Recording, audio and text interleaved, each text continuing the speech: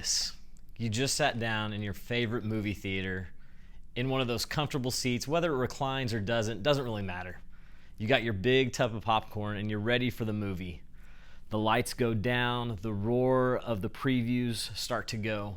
See, these previews are packed with action-packed clips of upcoming movies. They're so exciting that friends around you are saying, "Ooh, I can't wait for that one to come out," right? And as these highlights go, they are to trigger emotions. They are wanting you to get to want to watch the upcoming show or movie. And believe it or not, Jesus' life, Jesus' ministry has a highlight reel. It's action-packed, and it's called the book of Mark. You see, Mark uses very dramatic and direct, compelling language to draw the story of Jesus. Unlike the other gospel writers that are more worried about maybe Jesus' messages or sermons, Mark is all about Jesus' miracles. It's action-packed. One of Mark's theme is actually using the word immediately over and over again. Why? Because Mark wants to move Jesus from place to place to place, showing you the miracles that he performs and the action that he does. It's actually the shortest gospel message, so you can almost see how it's like a highlight reel, right? And in this book of Mark, early on in chapter 1, Jesus begins casting out demons. He heals crowds of people outside the synagogue. He even heals a man with leprosy. And that's all in chapter 1. So here we are in chapter 2, getting to the story that we're going to focus on today, where 4 friends bring a paralyzed man to Jesus, and this is how the story goes. In Mark chapter 2, verses 1 through 9, it says, "A few days later, when Jesus entered Capernaum, the people heard that he had come home. They gathered in such large numbers that there was no room left, not even outside the door, and he preached the word to them.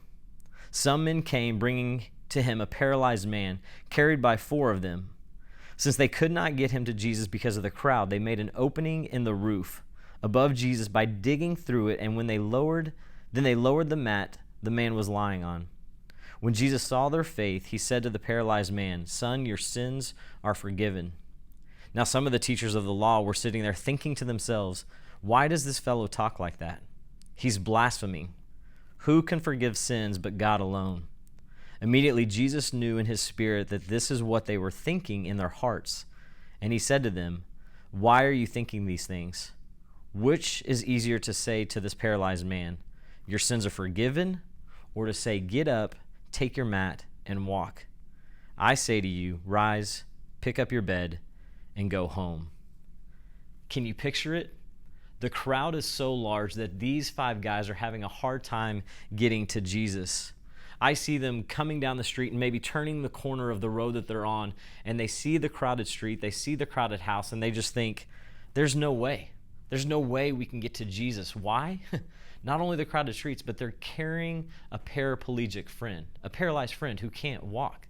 So you can imagine the hard time that they're going to have getting to Jesus, right? It's going to be hard for them to push through the crowd. But they come up with a plan to get a front row seat to Jesus. At this point in the story, I can almost picture the paralyzed man saying, "Guys, it's not worth it. Today's just not the day. It's not going to happen."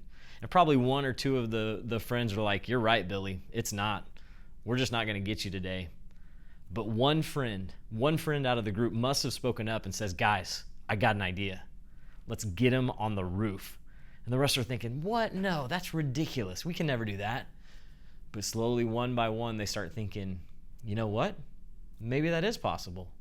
Let's do it. Let's give it a shot." So they carry him up to the roof and they start digging a hole in the roof.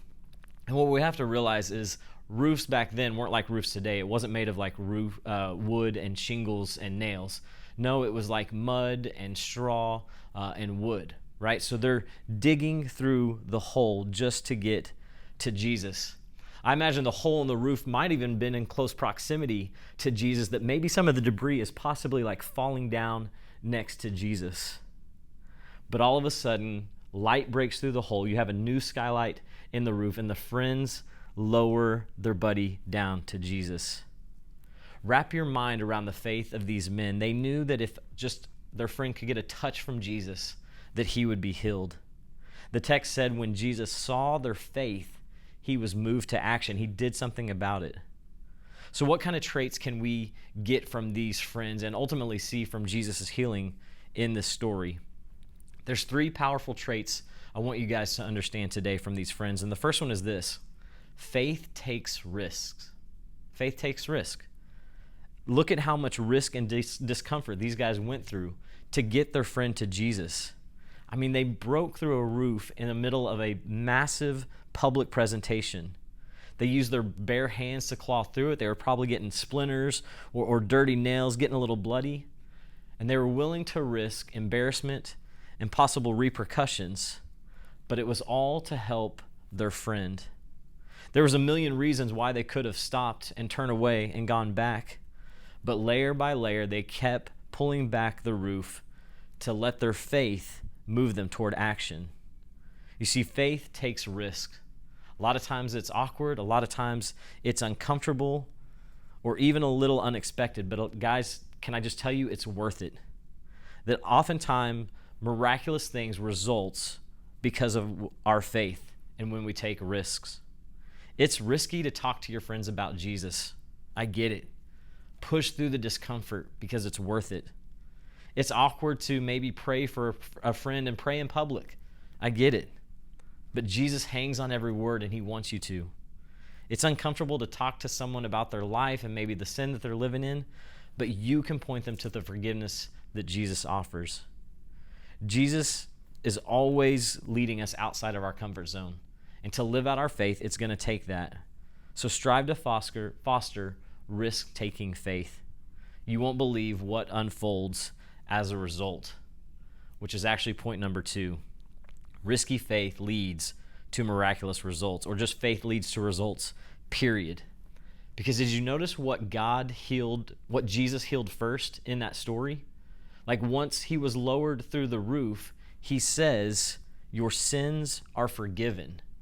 Now this causes the crowd around them to get in an uproar, and it says that they were thinking to themselves, only God can forgive sins. And I love this. I don't know if you caught it when I first read it, but they were thinking to themselves, but yet Jesus responds to what they are thinking, right? It's kind of like, whoa, Jesus is a big deal. He's responding to what I'm thinking. He says, "Why are you thinking these things? Which is easier to say, your sins are forgiven, pick up your mat and walk, or pick up your mat and walk?" And can I just tell you, it is easier to say your sins are forgiven, right? Like even today, I could tell 10 people their sins are forgiven, but it takes no proof. It takes no validation. To say take up your mat and walk, you have to do something about that. And Jesus does. The text says in verse 10, "But I want you to know that the Son of Man has authority on earth to forgive sins." So he said to the man, "I tell you, get up, take your mat, and go home." He got up, took his mat, and walked out in full view of them all.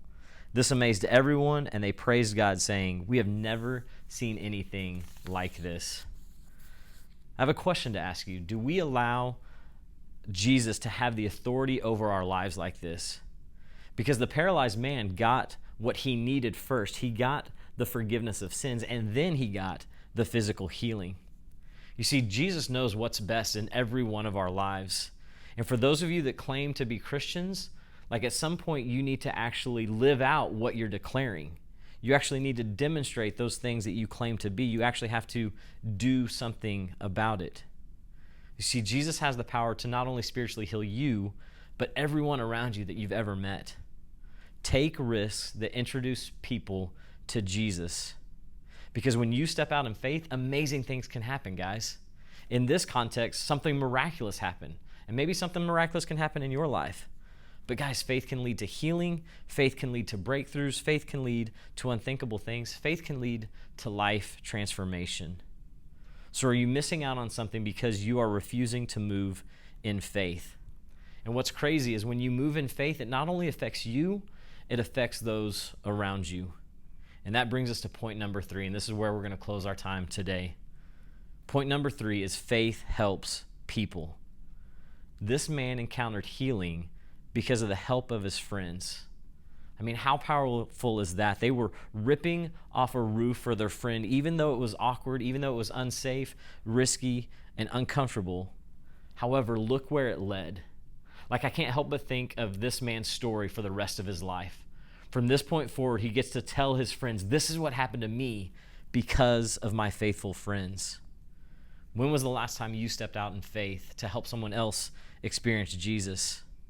Now, I'm not suggesting you have to tear through a roof, but just do something.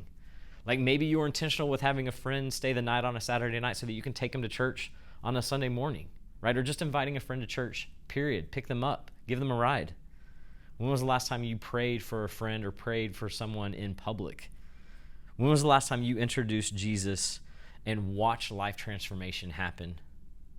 You see, Mark wants us to view our world through the lens of Jesus.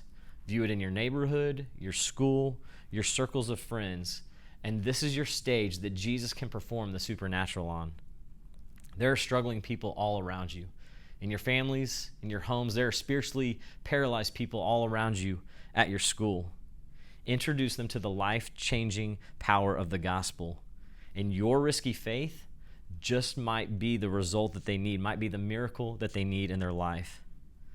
You see, with Jesus, we not only get to preview Jesus' transformation power and life transformation, but we get to participate in it with him. You can help make those kinds of things happen today. So take a crucial step, even if it's risky. Your risk will be rewarded. So go be like those 4 friends. Allow your faith to help those around you.